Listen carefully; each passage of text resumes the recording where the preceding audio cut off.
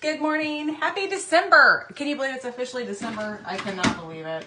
I am making my coffee this morning, and do you see my shirt? My phone's kind of propped up in a different space today, but it says lead with generosity.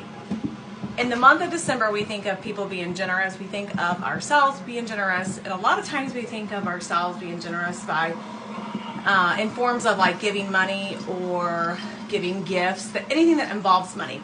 And I want you to really think creatively this December, and I'm going to challenge myself to do that very same thing. Of course, I'm going to buy gifts for Christmas. Of course, I'm going to be generous through my funds, but there are so many ways that you can be generous without having money. So if you're like, man, I would certainly love to be generous, but I don't have the extra funds to do so this holiday season, there are things that you can do to be generous without money. So think about this. You can be generous through your kindness, by smiling at people, by holding doors open for them, by doing things that maybe you wouldn't normally do, by biting your tongue when somebody says something that maybe you don't agree with. You can maybe bite your tongue and give love instead of debate.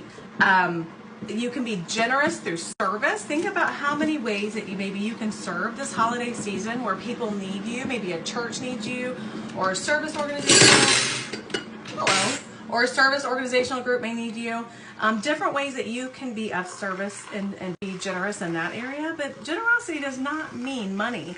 Of course, it can mean money, but it doesn't have to. So don't limit yourself in thinking that generosity, you have to have money to be generous. So let's lead with generosity this holiday season. I'm using my very favorite peppermint mocha, sugar-free, with my skinny coffee here. I'm going to show you some results because I haven't done that for a while here in just a minute. But let's think about how we can be generous without money, because we're going to do generous things with our money this holiday season anyway.